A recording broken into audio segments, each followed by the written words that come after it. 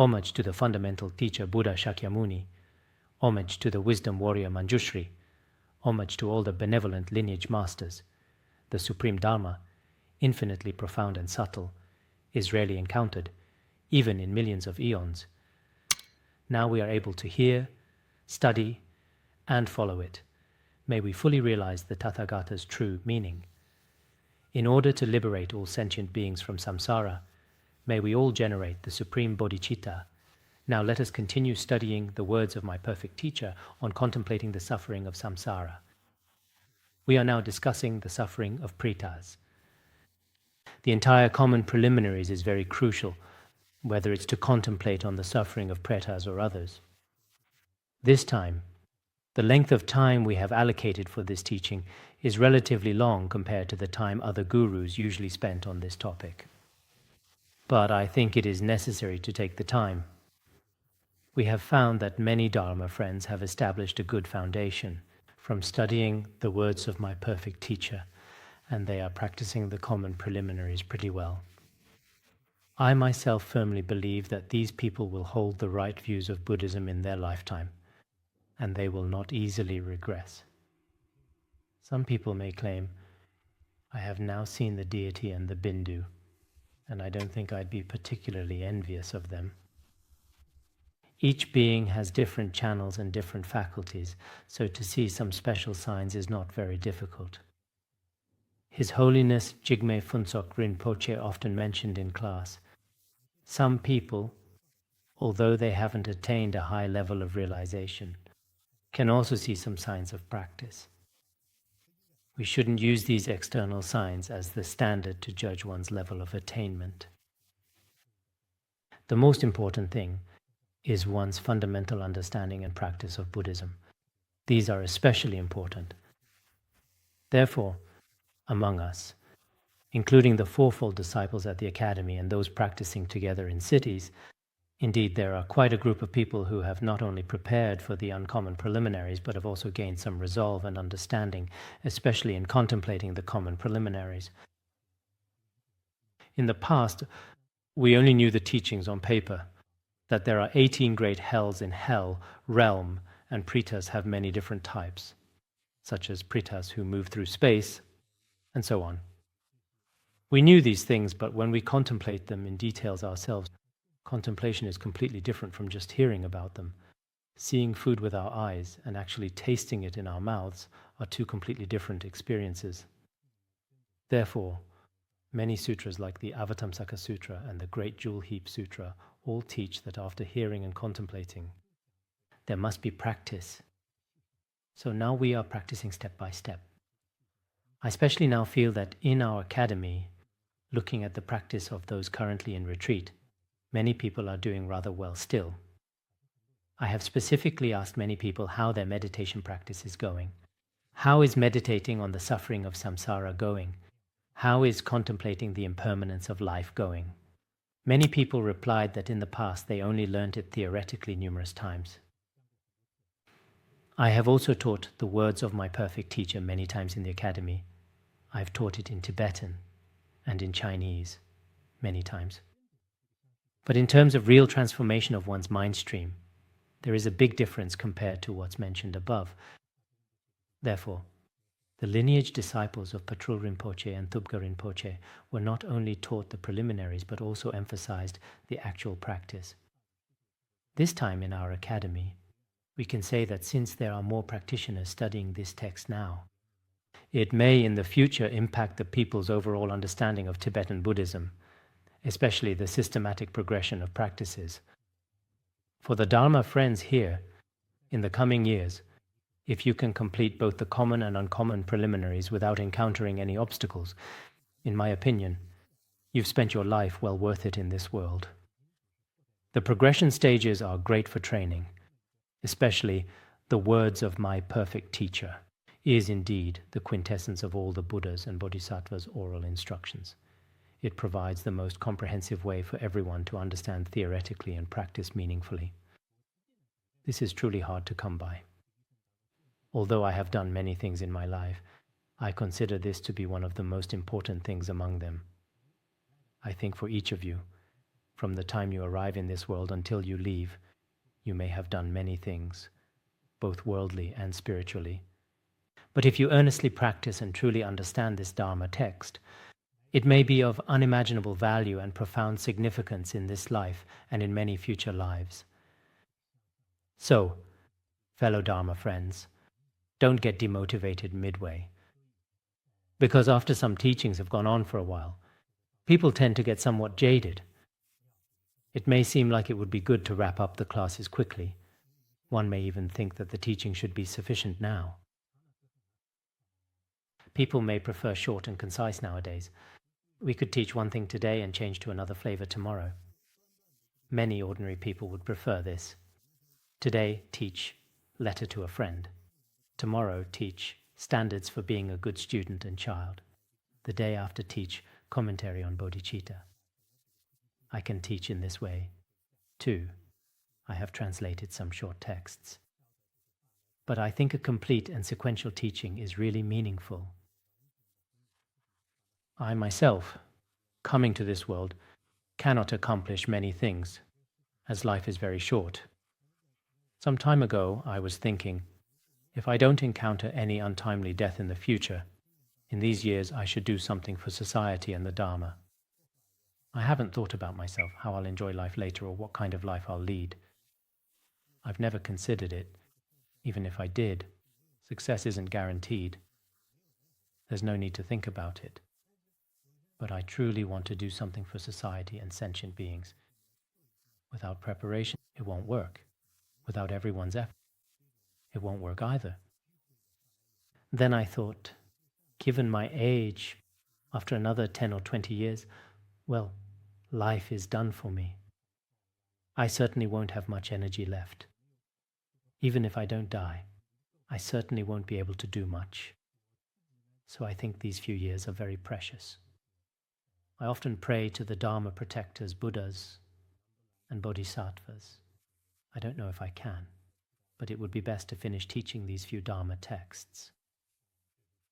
After that, if the causes and conditions come to maturity, I will then give you tantric teachings to various degrees. For Tantra, I think because I've received many teachings from His Holiness Jigme Phuntsok Rinpoche, I dare not say I have attained any great enlightenment, but I can say that I have some understanding and knowledge of Tantra. So I want to teach those who have laid a good foundation. After completing the teaching, it can be considered, as in one's lifetime, it's impossible to do many things for anyone. I've told some of the volunteers here to consider if in these 5 years of your life, even if unknown to others, you quietly work for the benefit of beings, then your presence here has meaning.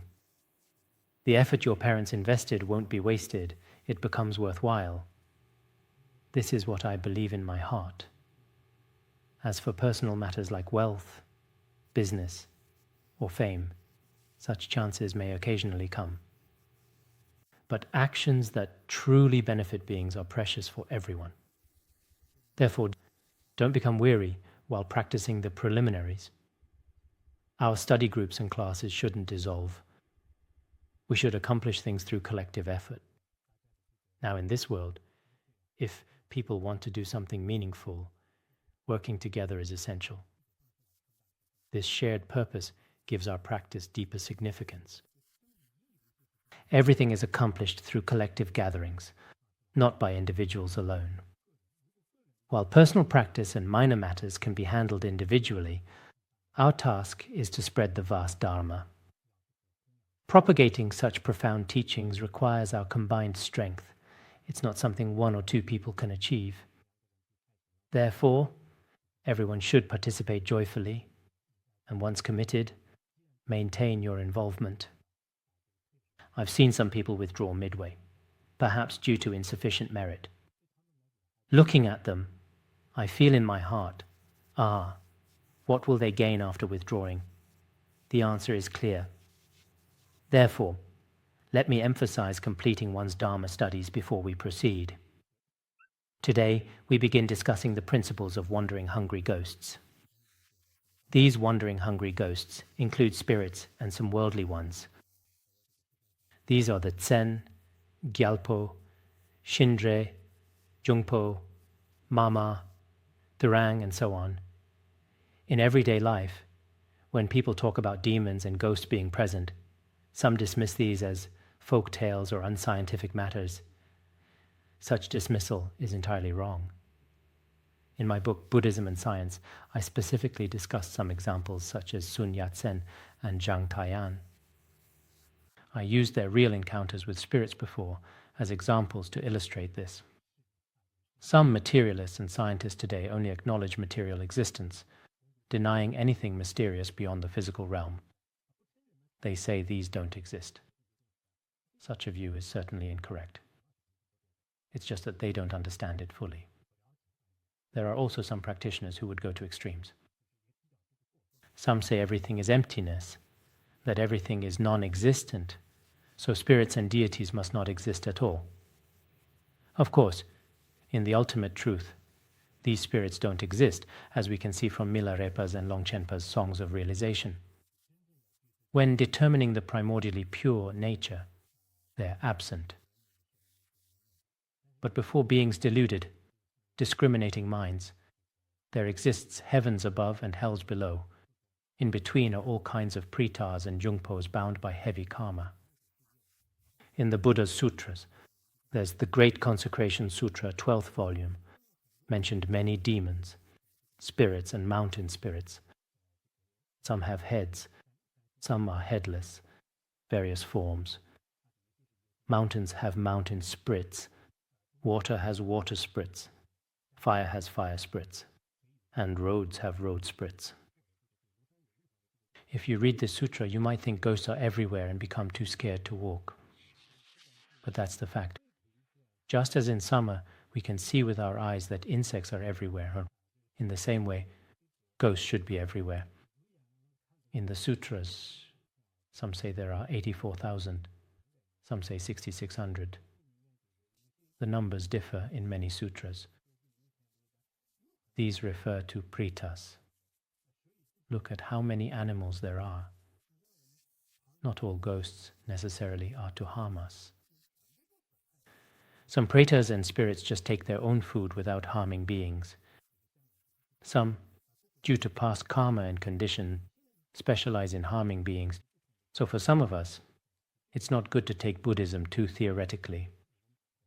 These worldly scholars, when it comes to anything slightly mysterious, consider it as superstition or folklores and legends. This is also unreasonable. Therefore, we here should consider, in this world there are an inordinate amount of pitiful beings. After understanding their origin, destination and various experiences, we wouldn't hate them to the core, or when we encounter even a small adversity, we won't jump to thinking drive them all away, kill them or destroy them. Therefore, I feel proper Buddhist understanding is crucial. Without this knowledge, including some modern Buddhists who, when troubled by spirits or facing supernatural aspects in practice, attempt to harm them through various mantras and spells, this approach is unreasonable. Our teacher mentioned that some yogis possess the power to subdue but lack the ability to liberate beings. Using fierce mantras to harm them while lacking the ability to liberate creates serious negative karma. Therefore, during our practice, we must first transform them through compassion. This is essential. I read a story of a Rinpoche who faced harmful spirits during his practice. Initially, trying wrathful methods proved ineffective. Instead, the spirits got even more hostile towards him. He prayed to the Dharma protectors. The protector appeared as a six-armed Mahakala. The spirit then transformed into Amitabha's form to threaten him. Later he developed compassion for it, thinking, these spirits pretend to be so powerful. He truly developed very deep compassion for it. At that moment it began to drop. Its original form appeared and then disappeared. Generally speaking, sometimes the power of mantras and such can be gathered within compassion. This explains why certain Buddhist practices for subduing negative forces can be performed based on great compassion. As their vulnerable condition makes them receptive to compassionate intervention. It says here, all of the pretas live out their lives in constant state of fear, anxiety, and delusion. These beings often harbor ill intentions and malicious thoughts, diligently engaging in harmful deeds. After death, most of them immediately plunge into the depths of hell or other unfortunate realms. We typically think these kinds of spirits would harm us, and we might feel upset, wanting to subdue them. However, in reality, they are in a truly pitiful state of being. Due to evil deeds in past lives, they are reborn as spirits or hungry ghosts. In their current state, they continue harming others in various ways, constantly harboring harmful intentions. This malevolent mindset leads to repeated hell realm rebirth, perpetuating their cyclic existence without liberation. When contemplating hungry ghost suffering, remember that countless spirits in our world belong to this category of hungry ghosts. So we shouldn't be motivated by malice to subdue or expel them. No matter how they appear, we should view them with compassion.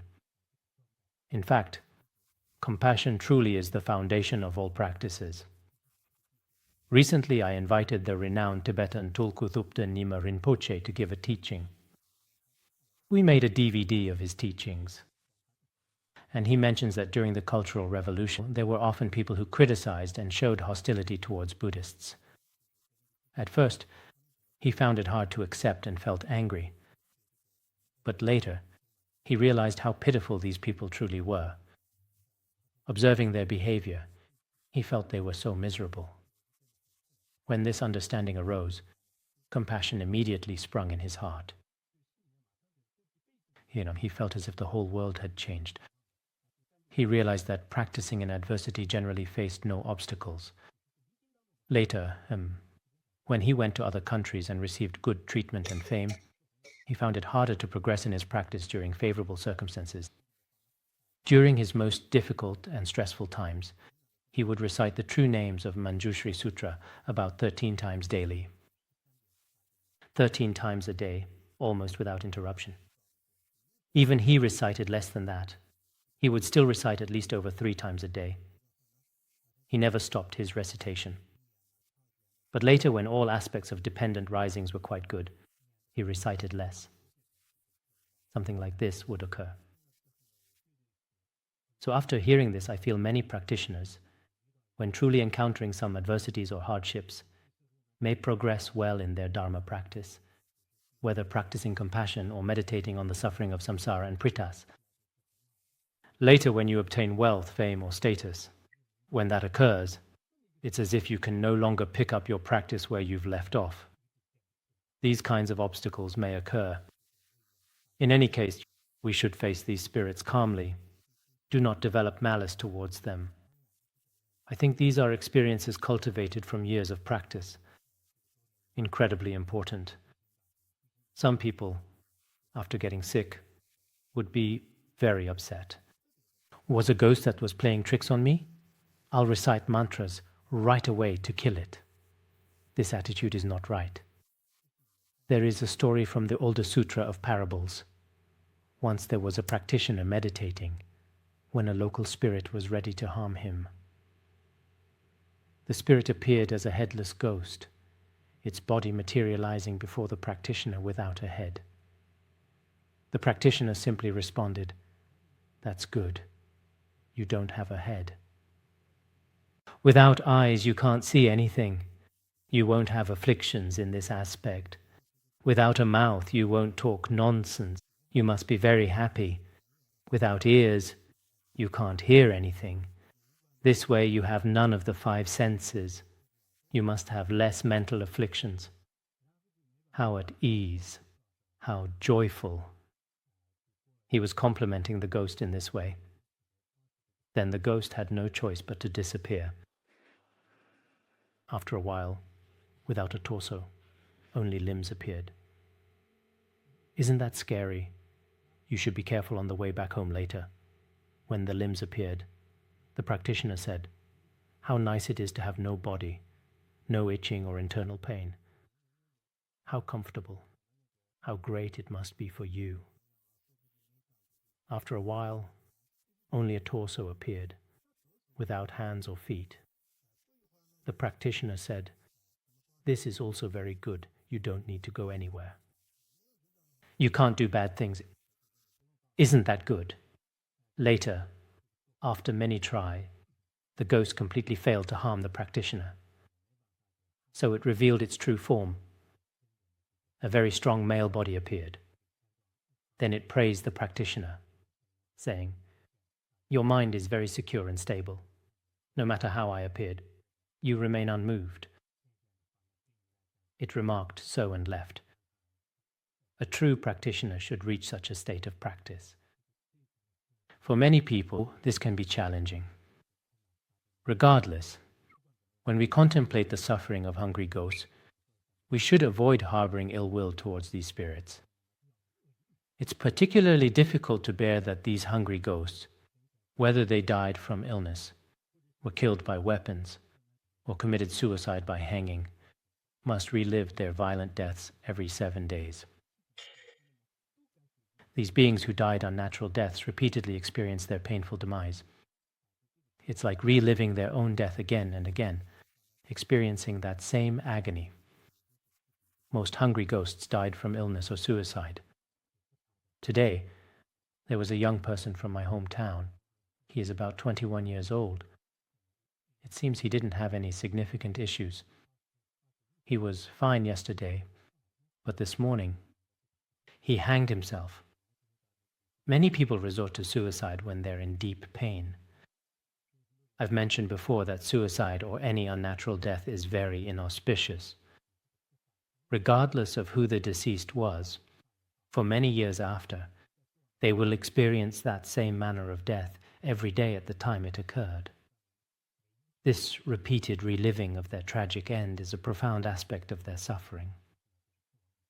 For instance, in the case of suicide, it's said here that every day, or every 7 days, though there are different interpretations, they relive their death in the same manner they took their own life.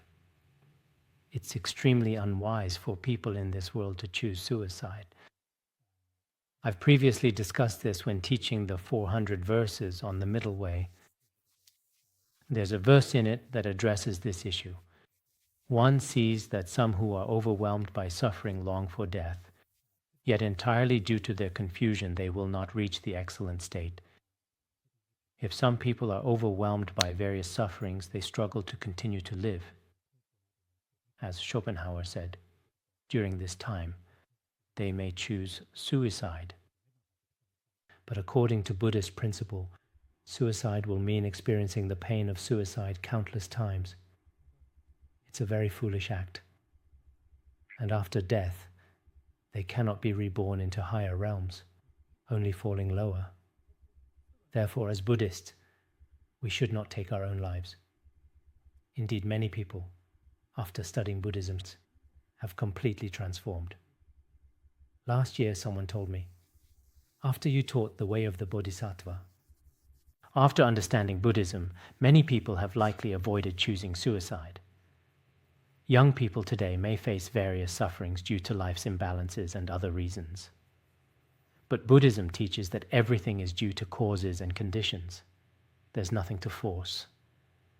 What's the use of suicide if your business fails or your marriage breaks down? It's better to live well. Life is so brilliant and precious. Living in this world can be so joyful. Look at the winter snow and summer roses. Should I mention roses? Those who consider suicide may become sadder seeing roses. All right, let's not talk about this. Back to the teaching on pretas. The hungry ghosts hope to transfer this suffering onto others, so wherever they go, they harm others without benefiting themselves. If reborn as pretas, these beings experience profound suffering.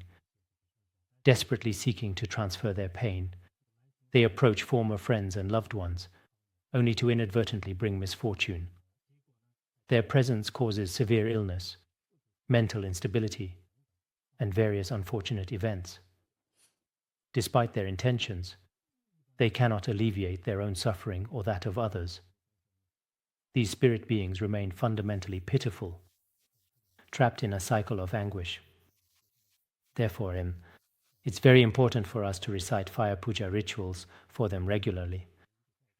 In the Mahaparinirvana Sutra, there is a barren field preta.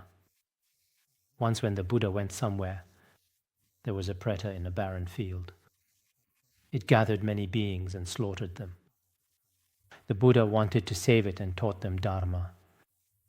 But due to their extreme ignorance, they were unable to accept the teachings.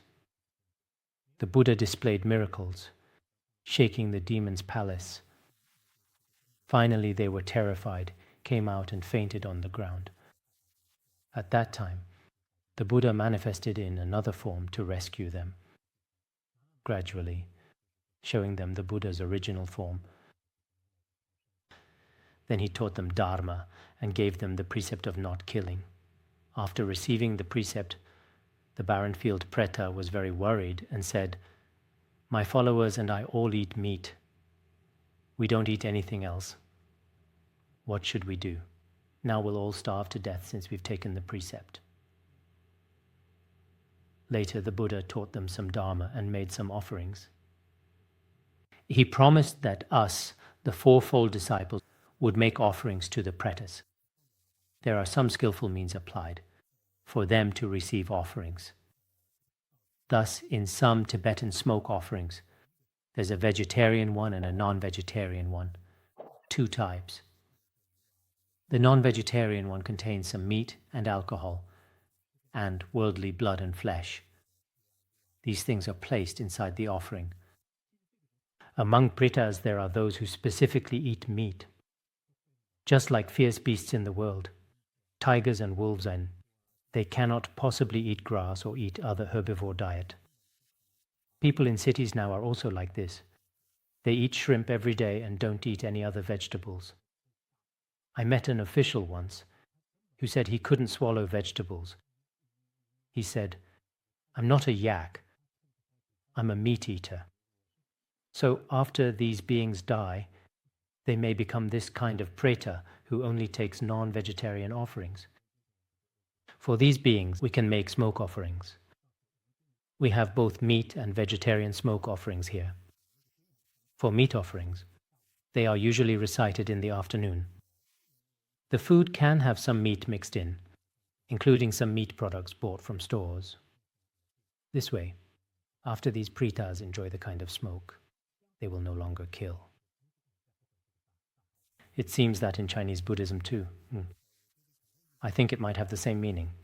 Some verses used during vegetarian lunch meals say Garuda, pretas in barren fields, Rakshasas and Harit, now the ambrosia is everywhere for you. Barren field pretas are also included in this. It may be similar to what was just mentioned in the Mahaparinirvana Sutra. For these beings, we can also make some offerings. So if we really want to help pretas in our daily life, as mentioned the other day, the mantra for saving hungry sprits with burning faces, Sambara Sambara, that's very important. I hope everyone recites it often. Also at the same time, recite some Avalokiteshvara mantras, or the names of the 4 Tathagatas mentioned previously. For us practitioners, this is something we can do regularly. In our hometown, many old practitioners in the past constantly think of benefiting beings in their daily lives, including when going to the bathroom or emptying dust after sweeping the floor. There are countless pretas invisible to our eyes. During this time, these old practitioners will help the invisible pretas dedicate merit in their minds. In fact, as Buddhists, if we always have a kind heart, everything can be done well. Whether it's sweeping the floor or generating bodhicitta, it can be done in any way, wherever you go. With a kind heart, everyone around you becomes someone you can help. You don't need to become the president of a country to make all citizens practice virtue. That's not necessary. In your world, there are hell beings, pretas, animals, humans. If you consistently maintain a compassionate heart, you can radiate light and help countless beings. The text describes how yogis can subject pretas to extreme torments through curse rituals and fire offering ceremonies. These spirits can be buried in pitch-black underground spaces for multiple kalpas or burned in intense ceremonial flames. Sometimes Ngagpas can subject pretas to horrific torments by casting mustard seeds, stones, and grains that cause their heads to split into hundreds of pieces and their bodies to shatter into thousands of fragments. These extreme punishments are documented in historical tales of spiritual masters like Zurpoche Sakya Jungne and Zukungpa Sharaptra. Generally, without compassion, one risks creating or experiencing immense suffering. Not to use powerful mantras or wrathful rituals to harm them. Some people would all day long carry a Vajrakilaya. When they see a sick person, Kali Kalaya Hum Fat, Ya Hum Fat. Patrul Rinpoche also addressed to these kinds of behavior and mentioned in The Words of My Perfect Teacher, not only tearing the patient's clothes to pieces. This kind of forceful practice is not necessarily beneficial for beings. Of course, according to some subjugation rituals in Vajrayana, if all the original mantras and rituals are performed properly, it's commendable. But we must have compassion in our hearts. Otherwise, if you recite mantras, especially some subjugation rituals, then you throw things at the sick person, to these pretas. These pretas, through the power of Buddhas, bodhisattvas and mantras, will be immediately destroyed. It's incredibly painful for them, suffering greatly for many kalpas that they can never recover. It's extremely painful. So we must treat them with compassion towards all spirits. I think this is vital. They can never escape from suffering. Like all pretas, they too suffer from distorted perceptions. In winter the sun seems cold, and in summer the moon feels burning hot. In fact, if we view from the stage of the highest Mahayana practice, all spirits are projections of one's own mind. Not even touching on the topic of emptiness, our ego clinging has created many, many things. All the harm with which this world is rife, all fear and suffering that there is, clinging to the I has caused it. What am I to do with this great demon? As Shantideva said, we've been studying his teaching for a year or two now.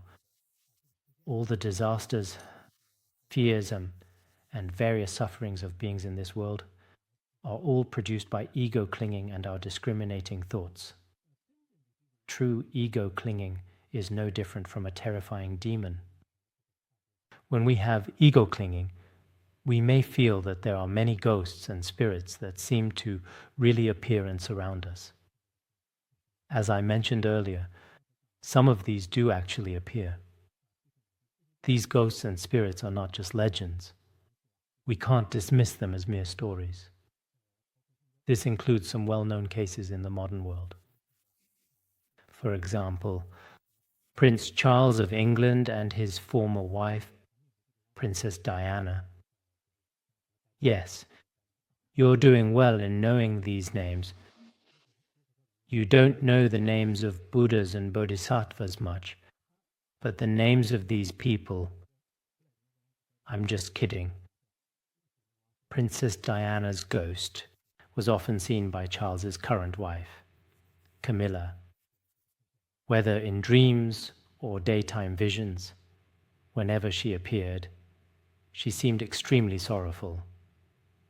Camilla would apologize to her, sometimes in tears.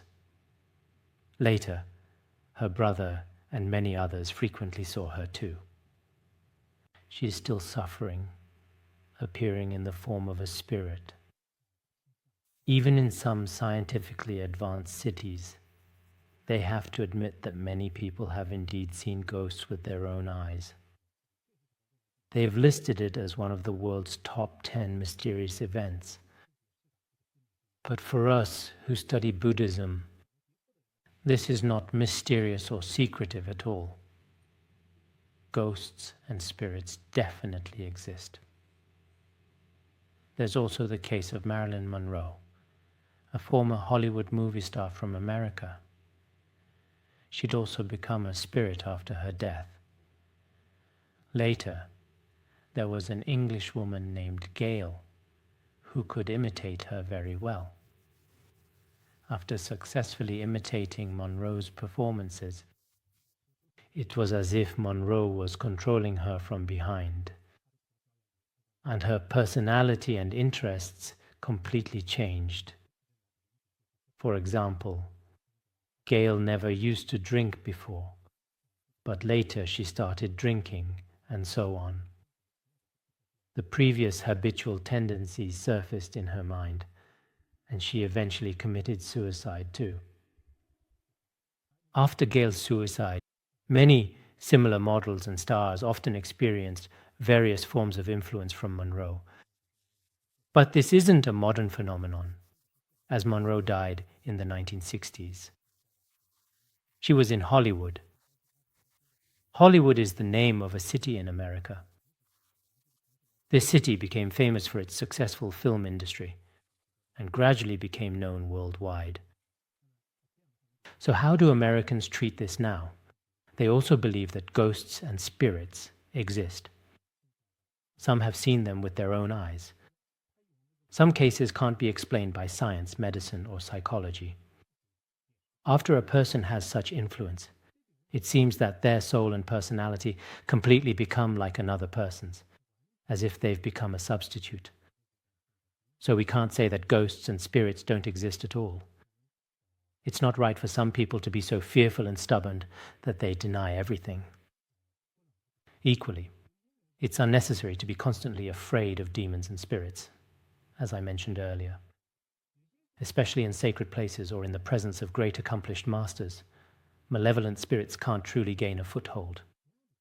In fact, even people with wrong views, let alone spirits, often can't stay long in a powerful spiritual environment. They typically become uncomfortable and leave after a few days. This shows the transformative power of positive spiritual energy. They end up leaving after a few days. It happens like this. I believe our understanding of many aspects of Buddhism is still insufficient. Some people are overly clever and deny everything, while others are too superstitious and see demons everywhere. But if you think, as I mentioned earlier, that spirits are always out to harm you, remember this: all karmic results stem from our self-grasping. All consequences ultimately converge on this point. This is what we discuss in the 7 points of mind training. All the illnesses and sufferings, and the bullying and unfairness from others in the world, however many complaints you have, if you attribute all of these sufferings to your own ego clinging, then your practice will surely succeed. Therefore, when practicing, it's not right to say that ghosts and spirits don't exist at all. But treating these ghosts and spirits kindly still has merit. Previously, Liu Fan's 4 lessons had a story. There was an intellectual who overheard 2 ghosts talking. A woman's husband had been away for a long time and hadn't returned. Her in-laws were forcing her to remarry, and she was thinking of committing suicide. The ghosts over there were happily discussing, thinking they had found another replacement. They were delighted. The intellectual thought of a way to help. He pretended to be her husband, sent her money and wrote a letter saying, "I'm making money outside and will return after some time." He was afraid she might get harmed by the ghosts. Later, when her family received the letter, they said the handwriting didn't look quite right, but the money was real. Let's wait anyway, they decided. As they were waiting and waiting, her husband eventually really did return home. The ghost originally wanted to harm the intellectual, but in the end it didn't, because he had done a good deed. In fact, there are many profound and fascinating stories in Chinese Buddhism. I think these stories contain many Buddhist principles. They use ordinary stories to illustrate how we should behave, how to treat ghosts and spirits, and how to interact with other human beings as well. In these stories, we see the image of a particularly kind person, someone who embodies bodhicitta. So in our daily lives as practitioners, we don't necessarily have to do grand things. I think everyone should have a kind heart, including in how we treat various people. Sometimes I think studying these teachings can be very helpful. Without this, in your speech, actions, and various practices, if you don't study some major treatises, you might not know about the many principles. Therefore, even if just after one class, I hope that one can go through a slight change.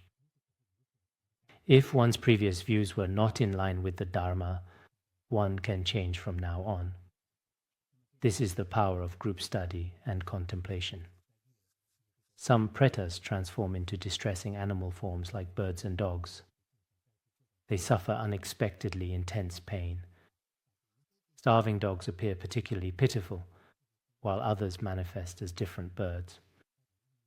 So now, in some countries, for example, during last year's avian flu outbreak, some countries eradicated birds in millions, up to 17 million and so on. When swine flu appeared, Egypt wiped out all 350,000 pigs. From a Buddhist perspective, this is really heartbreaking. When humans get these diseases, they're not killed. So why are humans who are already sick not killed?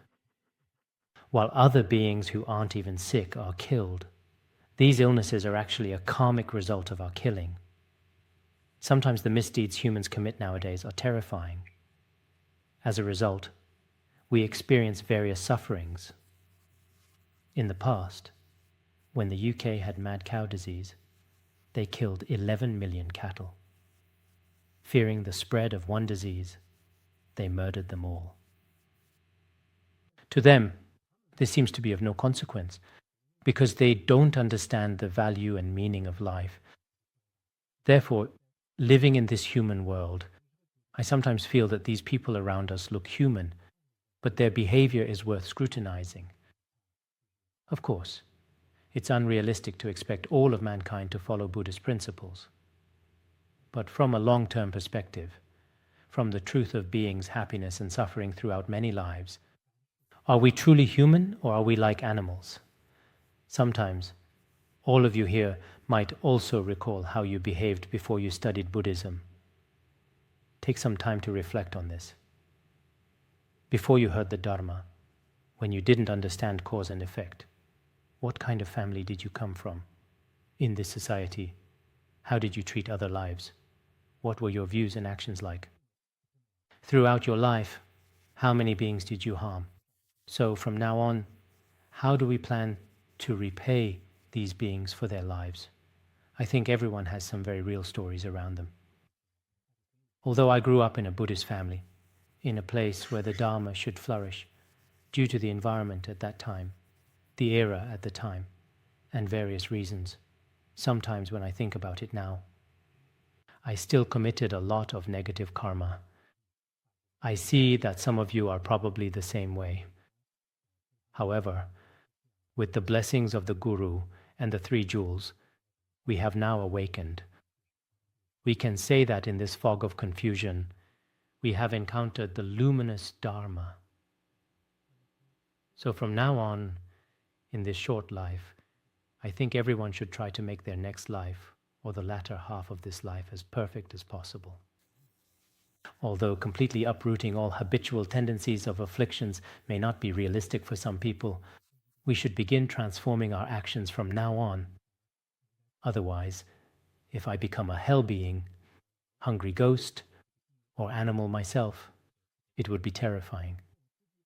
Regarding the karma I created before, I have indeed committed such karma. If we don't understand what to do and avoid, let's think about it. When we discussed the misdeeds of speech before, how much karma did we commit? Some people had no clue.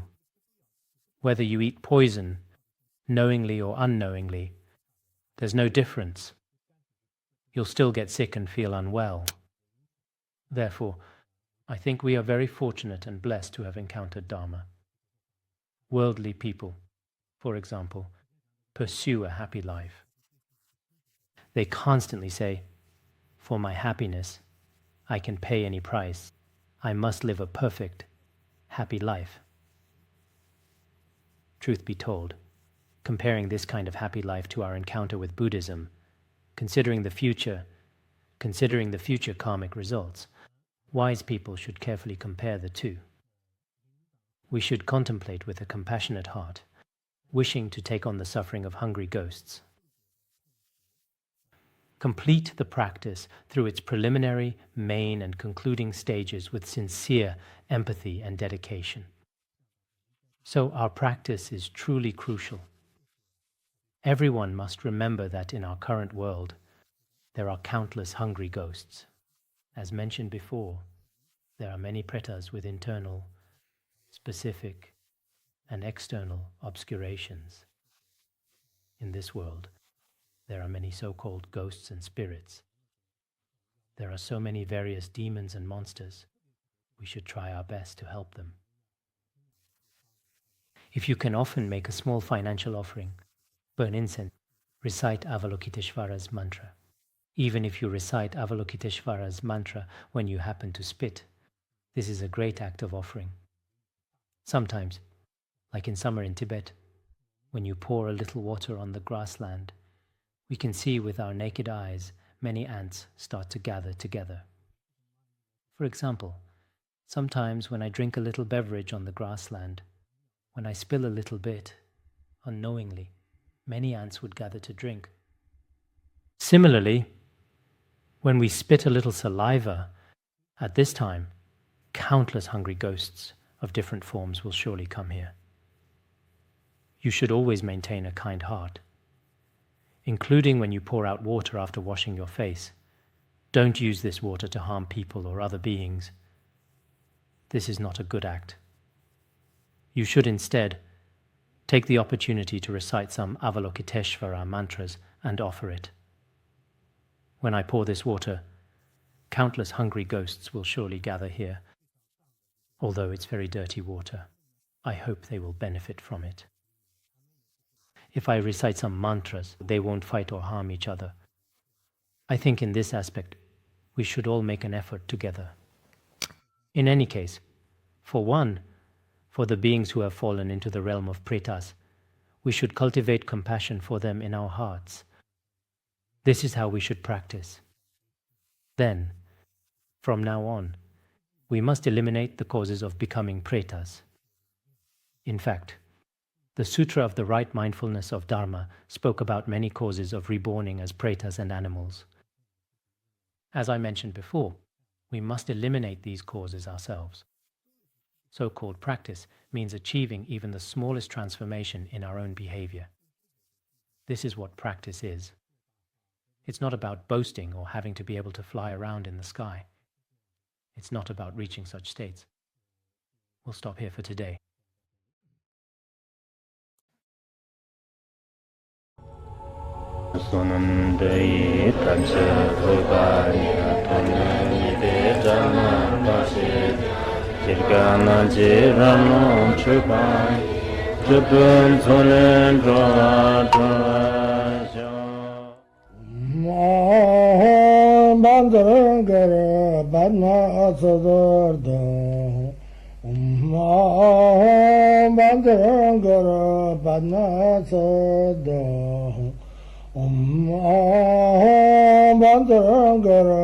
Bandara